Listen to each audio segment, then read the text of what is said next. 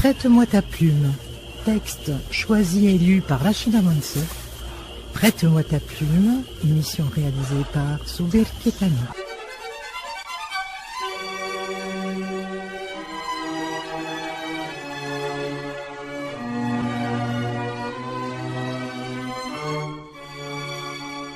Prête-moi ta plume.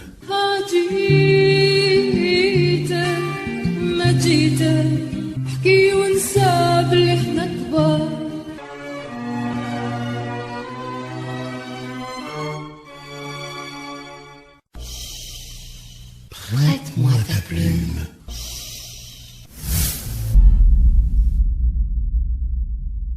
Bonsoir chers amis. Nous allons continuer ce soir avec le roman de Ammar al-Khaus, Choc des civilisations pour un ascenseur, Piazza Vittorio. Roman édité par Balzac en 2008. Alors nous avons vu dans les premiers chapitres apparaître un personnage, puis deux, puis trois. Nous allons aborder maintenant notre quatrième. Ce qui les relie, c'est un ascenseur, l'ascenseur d'un immeuble qui se trouve Piazza Vittorio. Aujourd'hui, c'est la vérité selon Elisabetta Fabiani. Prête-moi ta plume. J'ai oublié de vous demander de m'excuser pour les phrases en italien.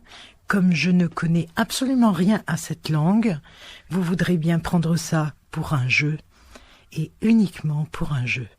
Prête-moi ta plume. Je suis allé chez un avocat pour intenter un procès contre X. Celui qui a fait du mal au petit Valentino doit être puni. Ce qu'a dit la concierge Benedetta sur les Chinois a éveillé en moi des soupçons. J'ai posé une seule question à l'avocat. La loi punit-elle les mangeurs de viande de chien? Et lui, surpris, je n'ai jamais eu affaire à une telle requête. Et il m'a demandé un peu de temps afin de consulter le code pénal et demander conseil à des confrères. Je n'ai pas attendu en me tournant les pouces. J'ai contacté les associations humanitaires comme Amnesty International, mais j'ai été choquée. Leur réponse a été « Nous défendons l'homme et non pas les animaux ». Moi, je me dis que ce pays n'est pas civilisé. Il y a un an, je suis allée en Suisse et j'ai vu de mes propres yeux comme ils traitent les chiens. C'est plein de coiffeurs, de cliniques et de restaurants spécialement pour eux. J'ai même visité un petit cimetière à Genève où sont enterrés les plus fidèles amis de l'homme. Quand est-ce que l'Italie sera un pays civilisé comme la Suisse? Monsieur Amadeo est la seule personne qui soit tolérante dans cet immeuble. Il ne s'est jamais agacé quand Valentino aboyait. Bien au contraire, il le traitait avec affection et tendresse. Sa femme, Stefania, déteste les chiens et s'est plainte plusieurs fois de Valentino.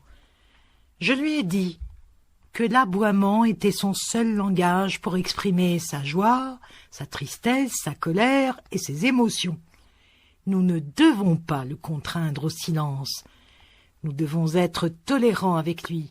Quand il fait pipi dans l'ascenseur, c'est parce qu'il est comme un enfant. Est-ce que par hasard nous frappons les enfants quand ils font pipi au lit? Nous savons tous que les chiens flairent l'urine et la reniflent pour communiquer avec le monde extérieur. Voulons-nous retirer aux chiens leurs droits naturels et légitimes? Une fois, je n'ai pas supporté l'agression de Stefania envers le petit Valentino et je lui ai crié en pleine figure: « Tu n'es qu'une raciste, une fanatique. Je ne te permets pas d'insulter Valentino. » Après cette histoire, elle a rompu tout contact avec moi pendant des années. Alors que M. Amedeo a continué à me saluer comme si de rien, comme si rien ne s'était passé. J'irai à l'ambassade de Chine à Rome et je leur demanderai d'intervenir. C'est la seule chose à faire pour pouvoir embrasser à nouveau ce pauvre Valentino pris en otage. L'État italien doit rester de mon côté. Ne suis-je pas une bonne citoyenne? Ne suis-je pas ponctuelle quand je paie mes impôts avant la date limite? Ne puis-je pas revendiquer mes droits garantis par la Constitution? Ne suis-je pas une bonne catholique qui accomplit ses devoirs religieux comme il se doit?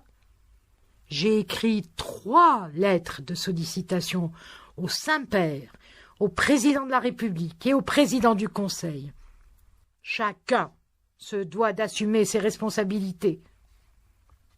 Si les soupçons de la concierge napolitaine sur l'implication des Chinois dans l'enlèvement de Valentino se révèlent fondés, alors le minimum que les autorités italiennes pourront faire pour me prouver leur solidarité sera de rompre les relations diplomatiques avec la Chine et de jeter les propriétaires de restaurants chinois en prison. Non, ça suffit pas. Il faut chasser la Chine de l'ONU et lui imposer un embargo. Non, ça non plus, ça me suffit pas. Il faut déclarer la guerre à la Chine. L'Italie n'est-elle pas, en tant que membre de l'OTAN, autorisée à déclarer des guerres? Une part des impôts que je paye n'est-elle pas versée dans les caisses de l'OTAN? N'y a-t-il pas des bases américaines sur le territoire italien? Des soupçons pèsent aussi sur Marina, la belle-fille de Benedetta, qui n'arrêtait pas de répéter chaque fois qu'elle voyait Valentino. « Quel trésor! Quel trésor !» Tout le monde sait que Marina est sarde. Et la Sardaigne est célèbre pour les enlèvements. Vous vous souvenez de l'histoire de Fabrizio De André et de l'entrepreneur Giuseppe Sofiantini? Aucun doute qu'ils ont changé de stratégie et sont passés des hommes aux chiens, en comprenant combien les gens les adorent. J'attends l'appel des ravisseurs pour payer la rançon. Je n'informerai pas tout de suite la police pour ne pas mettre en danger la vie de Valentino. Je suis prête à donner tout mon argent pour retrouver Valentino. Je suis seule sans Valentino. Je ne peux pas vivre sans lui. On m'a détruit un grand rêve. Je voulais que Valentino devienne un acteur célèbre comme Rex, le chien policier qui remonte la trace des criminels et les fait arrêter. Le jeune Hollandais, Johan, m'a demandé de participer au film qu'il veut tourner Piazza Vittorio. J'ai posé une condition pour accepter, que Valentino participe au film. Il a d'abord hésité, puis il a accepté. J'étais en train de préparer l'avenir de Valentino depuis le coup terrible infligé par mon fils unique. Avant de quitter la maison pour toujours et de rejoindre ses amis d'escouade, Alberto m'a dit « Dans cette maison, tu es une geôlière, et moi je veux vivre sans barreaux. Cette maison est un marché, toi une commerçante. Et moi, je suis le client. Je veux vivre loin de la société de consommation. » Enfin, je ne comprends pas. Qu'est-ce que j'ai à voir avec la prison et le marché? Je l'ai supplié de rester, mais il ne s'est pas inquiété du tout de mes larmes. Ah, mon premier rêve était qu'il devienne un grand acteur, comme Marcello Mastroianni ou Alberto Sordi. Mais j'ai échoué dans la tentative de le porter au sommet de l'Olympe des stars. Moi, je ne me décourage jamais, et je n'accepte ni la défaite, ni de me retrouver devant le fait accompli. C'est pour ça que j'ai décidé d'entraîner Valentino à faire les numéros les plus difficiles. J'ai suivi un long parcours avec lui, et j'étais sur le point de récolter les fruits d'un dur travail. Amedeo est un immigré. Bizarre. De temps en temps, on assiste à des manifestations, Piazza Vittorio, pour les droits des immigrés, droit au travail, droit au logement, à la santé, droit de vote, etc. Moi, je dis que les droits des autochtones passent en premier, et que les chiens sont enfants de ce pays. Moi, je ne fais pas confiance aux immigrés. J'ai lu récemment dans un quotidien qu'un jardinier immigré avait violé une vieille dame qui lui avait tout donné. Permis de séjour, travail, logement, tout. C'est ça la récompense. Avez-vous déjà entendu parler d'un chien qui aurait violé sa maîtresse? Vous connaissez le Zigane qui vient chez Amedeo, s'assoit avec lui au bar d'Andini et vend de la drogue, Piazza Santa Maria Maggiore, en faisant semblant de donner à manger aux pigeons? Un jour, cette canaille m'a dit « Dans mon pays, on laisse toujours les chiens à l'extérieur de la maison. »« Qu'est-ce que tu dis? » ?»« Le rôle des chiens est de défendre la maison contre les voleurs. »« Comment te permets-tu? » J'ai bien pensé à le dénoncer pour diffamation et racisme. Mais j'ai renoncé par respect pour Amedeo. Ce crétin de Zigane, délinquant, raciste, mérite l'expulsion immédiate d'Italie. Mais le problème, c'est que les Ziganes n'ont pas de pays précis où ils peuvent être renvoyés. La vérité, c'est que nous n'avons pas besoin des immigrés. J'ai entendu un politique dire à la télé que l'économie italienne risque de s'effondrer sans eux. Ça, c'est un mensonge, propagé par les communistes et les prêtres de la Caritas. On peut très bien se passer des immigrés. Il suffit d'entraîner nos chiens comme il faut. Et arrêtons d'employer cet horrible mot « dresser ». Aujourd'hui, par exemple, il y a des chiens entraînés à haut niveau pour accompagner les aveugles dehors, faire les courses, effectuer différentes missions, de même que des chiens aident à retrouver les disparus et à les sauver des décombres des tremblements de terre. Sans oublier les chiens qui travaillent dans les aéroports, les gares, les ports, et se chargent de faire arrêter les trafiquants de drogue. Nous n'avons pas besoin des immigrés. C'est insensé qu'on leur enseigne l'italien, qu'on leur donne un logement, un travail, et qu'ils nous remercient en vendant de la drogue dans les jardins publics et en violant nos filles. Trop, c'est trop. Qui a tué le pauvre Lorenzo Manfredini? Je ne sais pas. Demandez à la police. Moi, je connaissais bien la victime.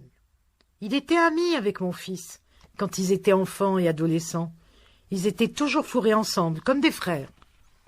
Lorenzo est venu vivre avec sa grand-mère après le divorce de ses parents qui se sont livrés une bataille juridique pour se partager le patrimoine et avoir la garde de l'enfant. La grand-mère était incapable d'élever son petit-fils.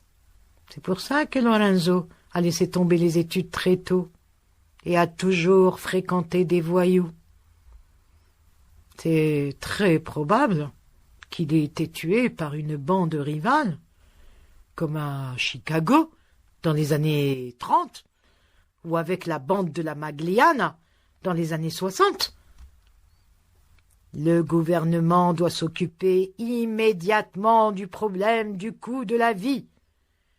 La solution n'est pas dans l'augmentation des impôts qui étrangle les citoyens italiens, mais de se faire aider par les chiens qui ne demandent rien et rendent quantité de services gratuitement. Nous devons les entraîner comme il faut, à arrêter les criminels, à aider les personnes âgées, à faire fonctionner les appareils électroniques, à faire à manger, etc., etc. Ah, j'ai oublié une chose importante. Les chiens sont aussi capables de travailler à l'usine sans faire d'histoire, parce que ils ne se mettent jamais en grève et n'ont pas de syndicat. Le gouvernement ne voudrait-il pas se débarrasser des syndicats? Ne cherche-t-il pas des travailleurs obéissants qu'il peut licencier sans conséquences judiciaires? Moi, je crois fermement à ce que dit le professeur Marini.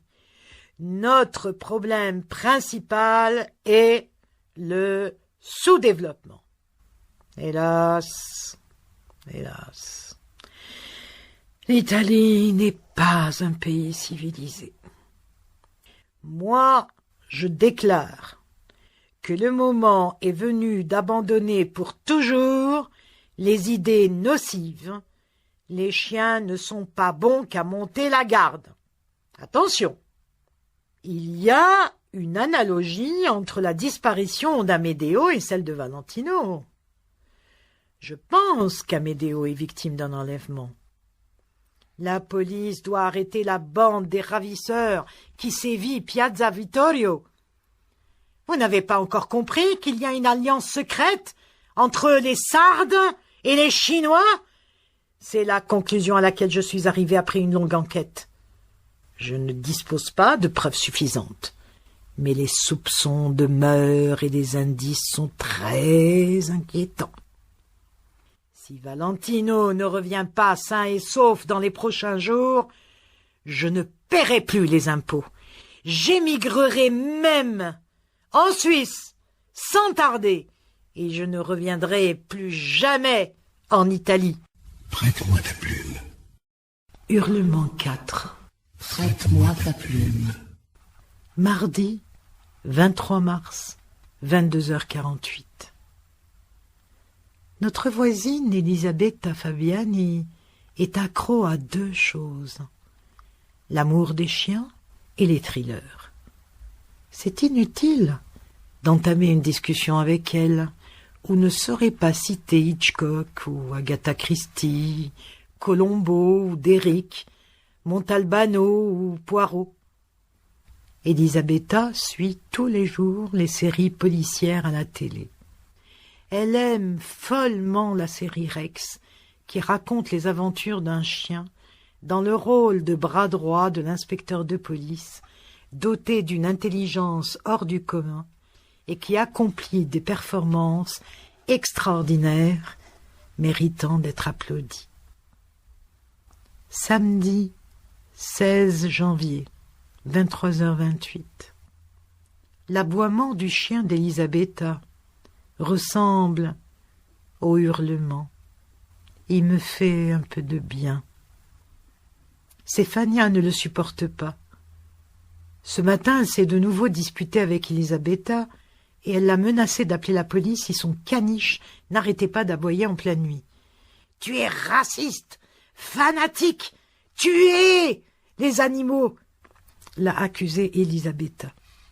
Stéphania s'est mise très en colère et stupéfaite, elle m'a demandé avec candeur: « Je suis raciste et fanatique parce que je n'arrive pas à dormir la nuit à cause de cet aboiement incessant ?»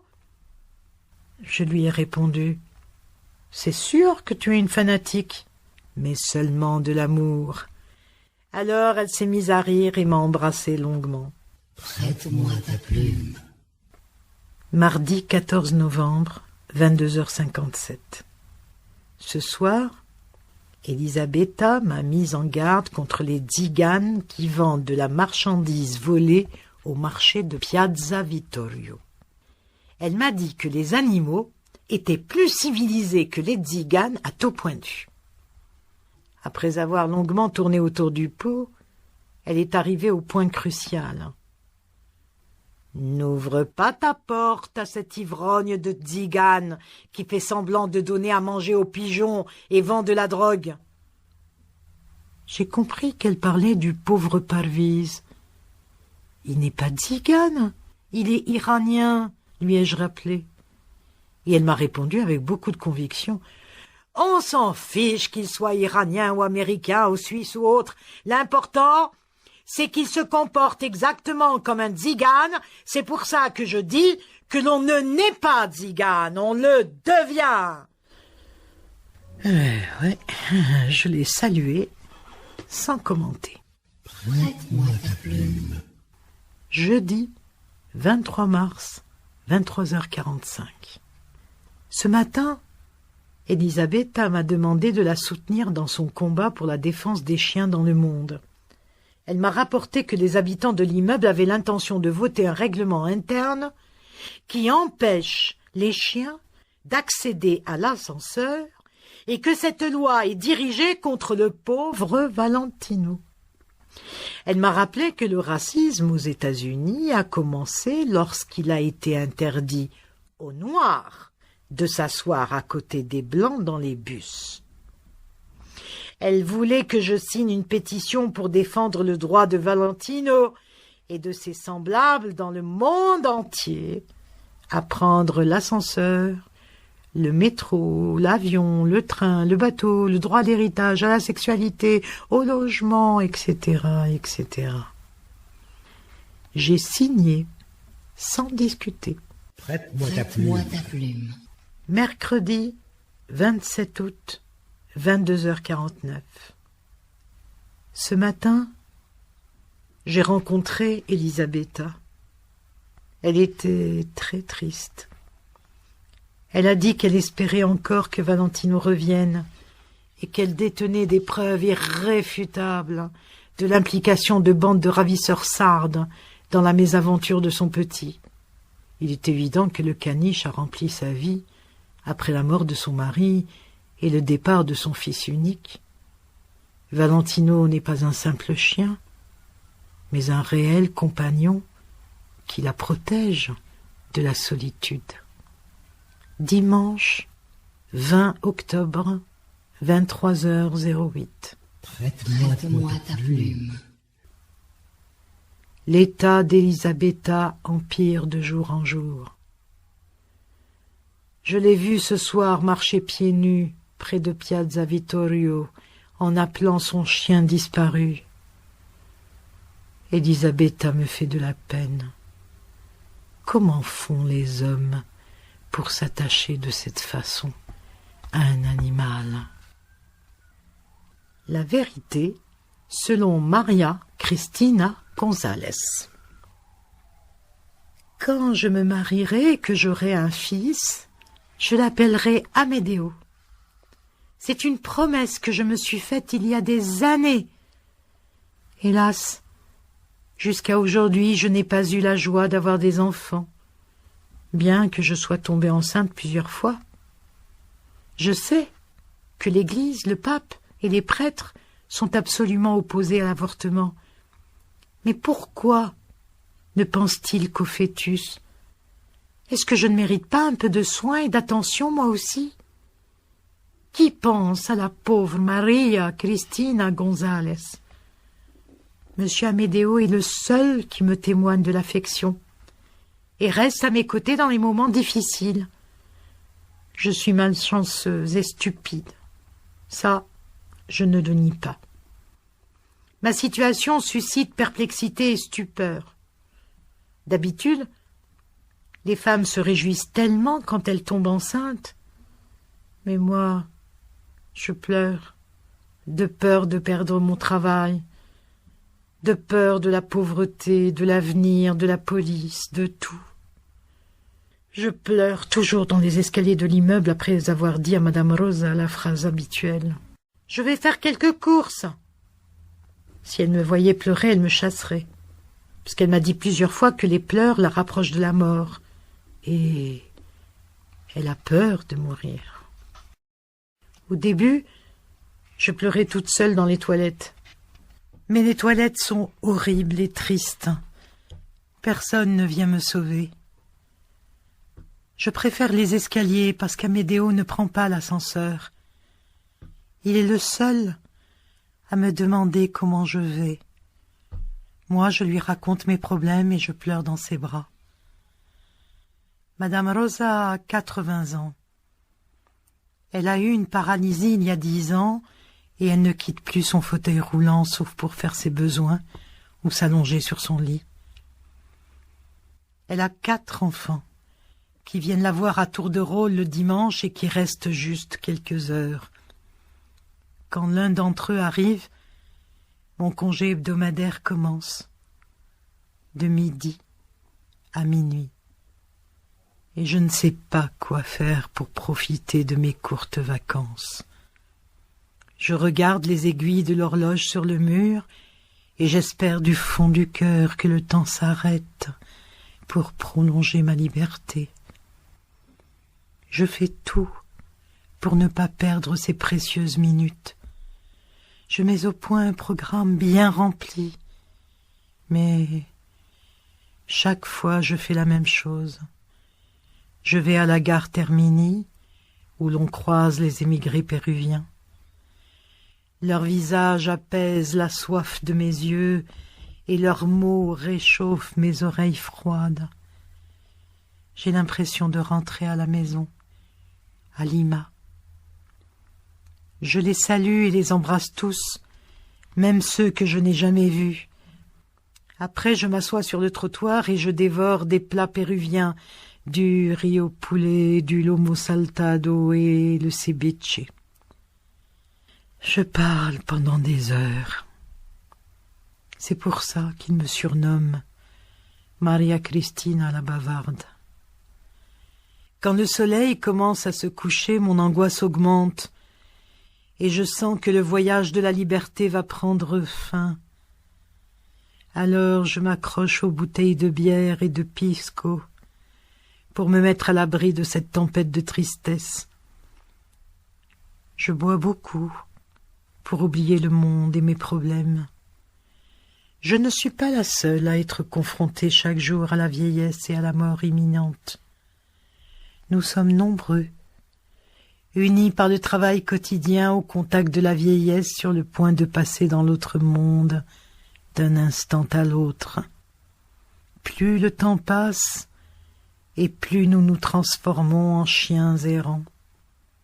Certains délient leur langue pour jurer en espagnol et en italien. D'autres provoquent les personnes assises à côté d'eux, et en un instant, les mains se lèvent et les coups pleuvent. Moi, au contraire, je m'éloigne des regards en silence. Et sous l'aile protectrice de la nuit, je m'en vais avec un jeune qui me ressemble.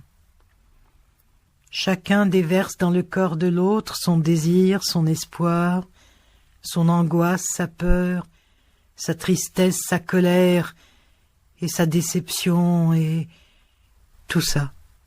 On le fait à toute vitesse comme les animaux qui craignent de rater la saison des amours. On s'allonge sur un banc, à l'écart, ou sur des pages de journaux étalées par terre. Bien souvent, j'oublie de prendre la pilule, et de là vient mon problème avec les grossesses, la démarche délirante d'avorter. Je sais que la pilule c'est très important, mais moi, chaque fois je l'oublie à cause des cuites.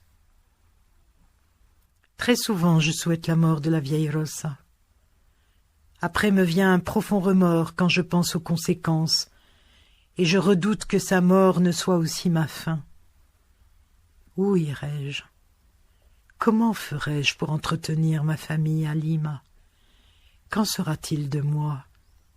Cette vie n'est vraiment pas juste. Je devrais vivre ma jeunesse prisonnière des fantômes de la mort.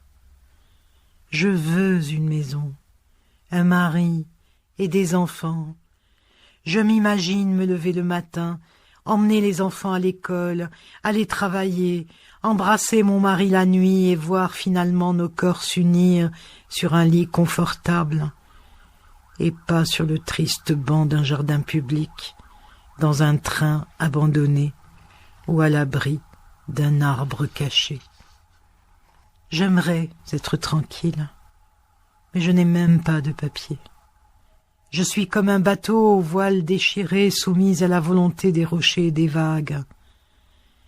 Si j'avais le permis de séjour, je ne laisserais pas la concierge napolitaine se moquer de moi et m'insulter.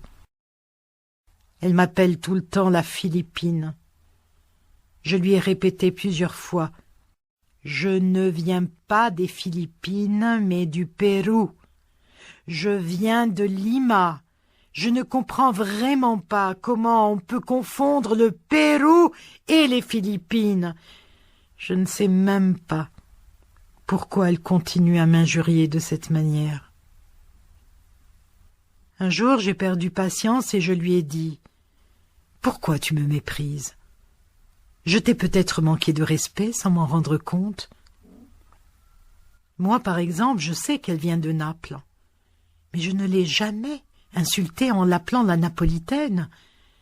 Je lui ai dit plusieurs fois « Pourquoi tu me traites mal ? Tu ne vois pas que nous appartenons à la même religion et que l'amour de la croix et de la Vierge Marie nous unit ?» J'ai peur de la concierge, parce qu'elle pourrait me dénoncer à la police. Je n'ai pas de permis de séjour, et si je me retrouvais entre leurs mains, ils ne seraient pas tendres avec moi. En un clin d'œil, je me retrouverais à l'aéroport de Lima. Je retournerai dans l'enfer de la pauvreté. Je ne veux pas rentrer au Pérou avant d'avoir réalisé mon rêve, d'avoir une maison, un mari et des enfants.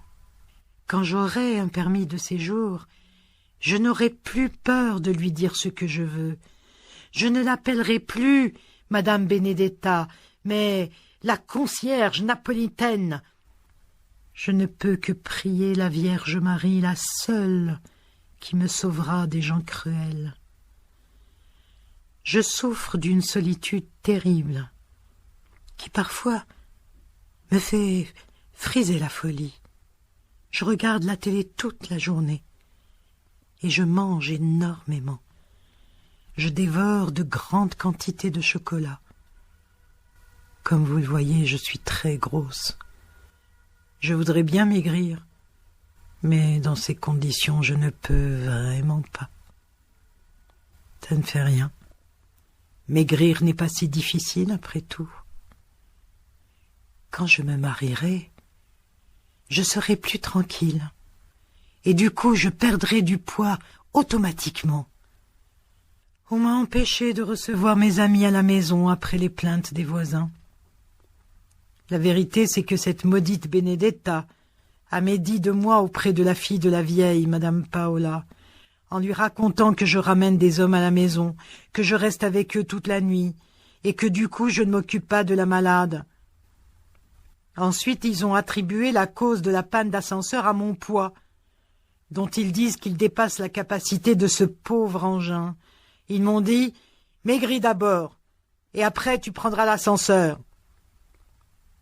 Ça vous semble juste qu'on m'interdise de prendre l'ascenseur, alors qu'on laisse le chien de Madame Fabiani y faire pipi? Ce chien est plus heureux que moi. Il sort de chez lui plus de 10 fois par jour. Il fait le tour des jardins de Piazza Vittorio comme un petit prince ou un enfant gâté. Alors que moi, je ne peux pas quitter la maison une minute, parce que Madame Rosa est cardiaque. Qu'est-ce qui se passerait si son cœur cessait de battre alors que je ne suis pas là? Je préfère ne pas penser aux conséquences. J'envie le petit Valentino. J'ai rêvé plus d'une fois d'être à sa place. Mais au fait, suis-je un être humain? Parfois je doute de mon humanité. Je n'ai même pas le temps nécessaire pour aller à la messe le dimanche, ou m'en remettre à un prêtre pour me confesser et effacer tous mes péchés.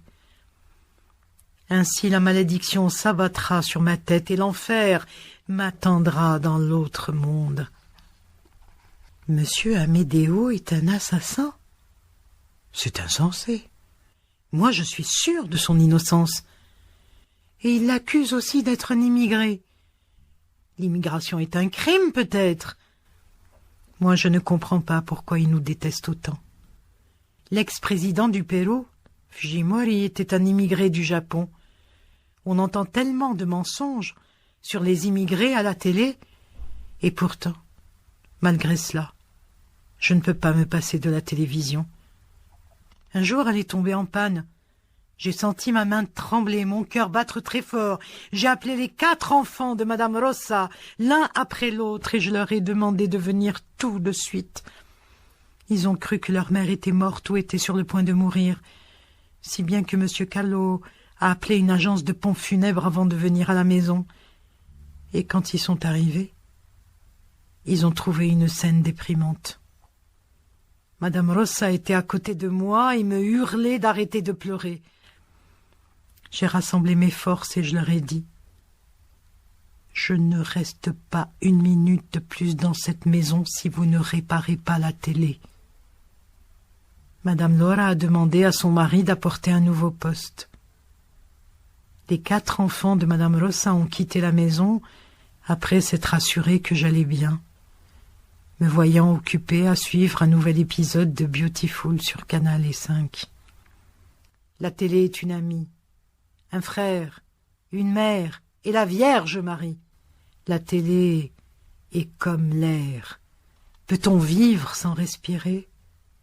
Moi, je regarde les telenovelas mexicaines et brésiliennes tous les jours, et je connais tous les détails de la vie des acteurs. Il me suffit de vous dire que le dernier épisode m'angoisse autant que l'enterrement de ma mère.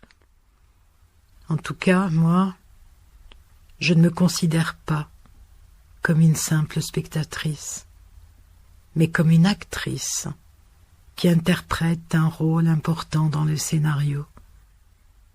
Très souvent, je hurle mes conseils aux personnages. « Marina, attention! Alejandro ne t'aime pas! C'est un escroc! Il en veut à ton argent! Il veut te chasser du château de ton père! » Ou bien « Parle-lui, Pablo!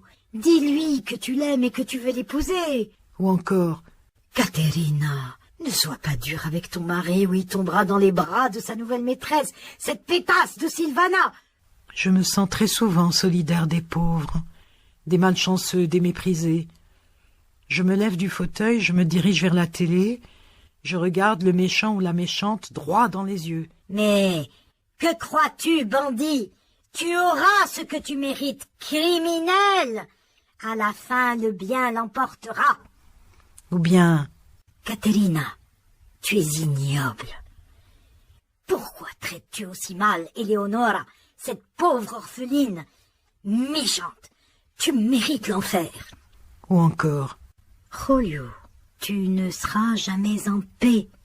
Tu es un criminel et tu seras puni. Le jeune et élégant Alfonso Rodriguez s'en chargera personnellement. Hier, j'ai vu sur Rail 3 une émission sur la stérilité. Et j'ai appris que l'anxiété en était la cause principale. Je me suis dit pour me consoler que l'avortement a au moins un côté positif. C'est qu'il me donne la preuve que je suis encore en bonne santé.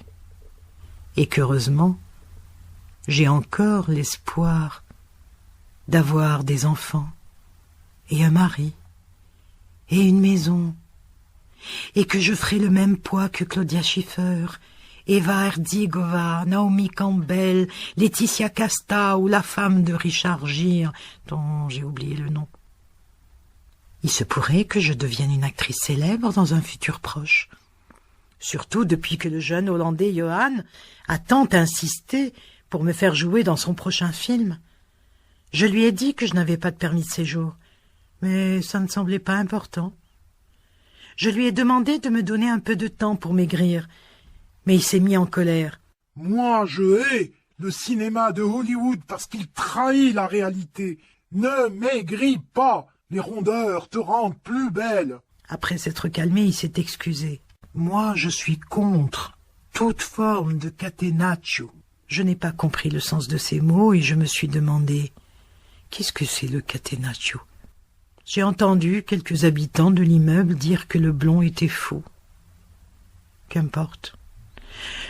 Je ne suis censée ni l'épouser, ni faire des enfants avec lui. Ce qui compte vraiment pour moi, c'est de devenir une actrice célèbre. Qui osera alors empêcher Madame Maria Cristina González, belle, mince, mère d'Amedeo Junior, de prendre l'ascenseur. Prête-moi ta plume. Prête-moi ta plume. Prête-moi ta plume. Hurlement 5. Samedi 23 mai, 22h55.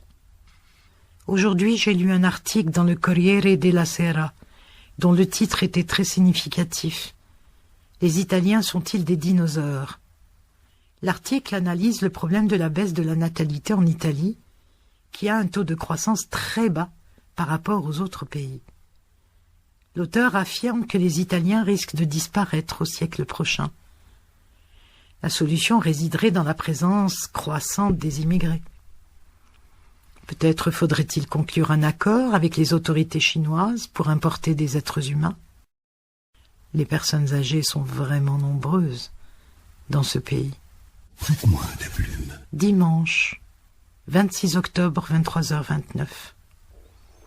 Cet après-midi, j'ai vu Maria Cristina à la gare Termini avec des gens de son pays. Et elle m'a semblé heureuse, comme un poisson qui retourne à la mer après une brève agonie hors de l'eau. Cette fille fait peine à voir. Elle ne sort de chez elle que quelques minutes par jour pour faire les courses. Maria Cristina souffre d'une terrible solitude entre ces 4 murs. Prête-moi ta plume. Mercredi, 23 juin, 21h58. Ce soir, j'ai vu un beau film à la télévision, avec Alberto Sordi et Claudia Cardinale, qui raconte l'histoire d'un certain Amedeo, un immigré qui travaille en Australie. La vie des immigrés italiens d'autrefois ressemble beaucoup à celle des gens qui arrivent aujourd'hui en Italie. L'immigré est toujours le même au cours de l'histoire. Seul change la langue, la religion et la couleur de la peau. Prête-moi ta plume. Mardi 26 octobre, 23h44. Demain, Maria Cristina ira chez le médecin pour avorter et ce n'est pas la première fois. Stefania a raison quand elle dit que Maria Cristina entrera dans le Guinness des records pour le nombre de fois où elle a avorté. Je me demande si je ne suis pas comme elle, si je ne fais pas qu'avorter en permanence. Le hurlement est-il l'avortement de la vérité?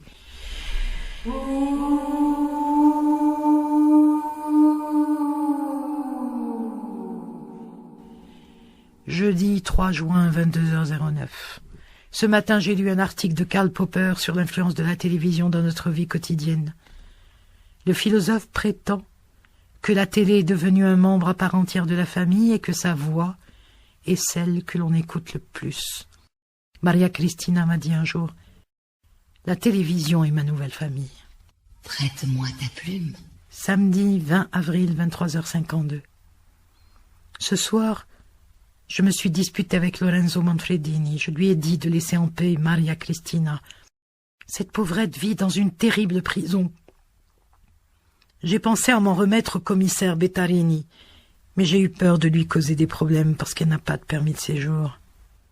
Ce voyou ne mérite pas son surnom de gladiateur. C'est une insulte à Spartacus, le libérateur des esclaves. Prête-moi ta plume. Chers amis, il est temps de vous souhaiter une bonne nuit avant de vous retrouver la semaine prochaine avec la suite de ce roman de Maranjos, Choc des civilisations pour un ascenseur, Piazza Vittorio, et ces histoires de vie absolument disloquées. Bonne nuit.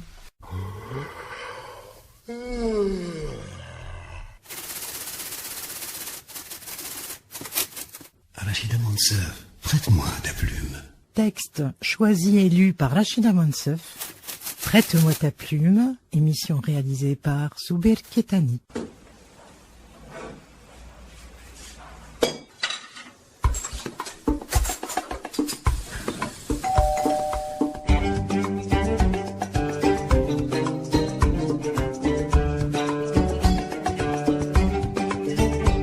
Prête-moi ta plume.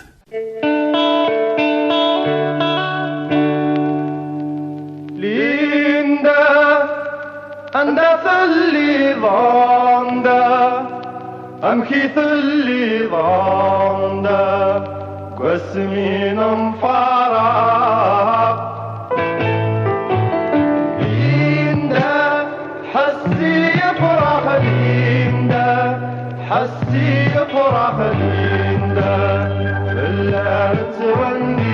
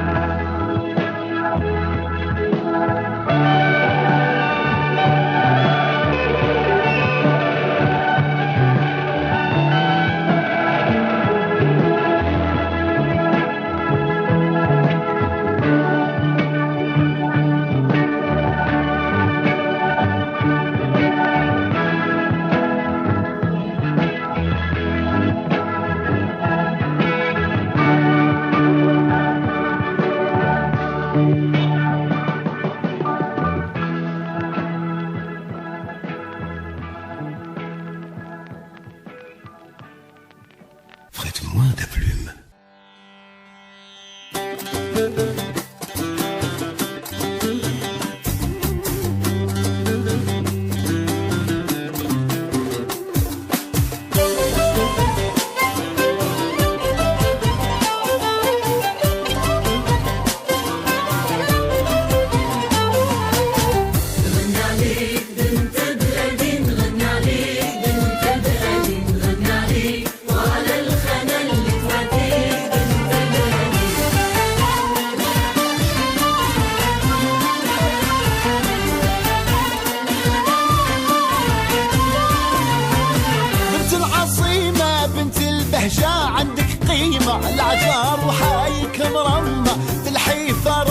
توديك بنت بلادي. نغني عليك بنت بلادي، نغني عليك بنت بلادي، نغني عليك وعلى الخنا اللي توديك بنت بلادي. بنية الساحل بنت بجايا والقبايل بنت التتري وسيدي نايل نظرتهم راهي تسبيك بنت بلادي. نغني عليك بنت بلادي، نغني عليك بنت بلادي، نغني عليك وعلى الخنا اللي توديك بنت بلادي.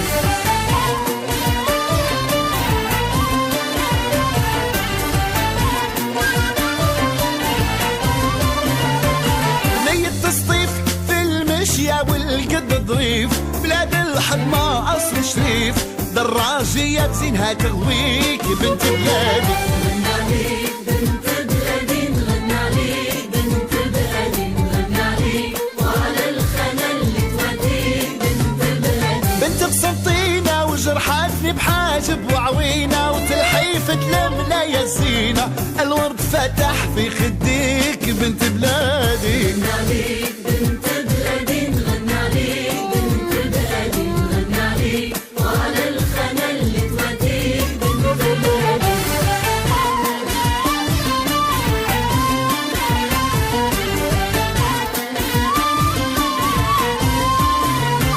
بنية عنابة مسرانة حلوة ومصحابة بنية سكيكدة وعزابة جرحوني نظرة عينيك بنت بلادي. نغني عليك بنت بلادي، نغني عليك بنت بلادي، نغني عليك وعلى الخنا اللي توديك بنت بلادي. بنية الوراس الشاوية قدها مياس ناموشية شفر نعاس صحراوية بزين تديك بنت بلادي. نغني عليك بنت بلادي، نغني عليك بنت بلادي، نغني عليك وعلى الخنا اللي توديك بنت بلادي.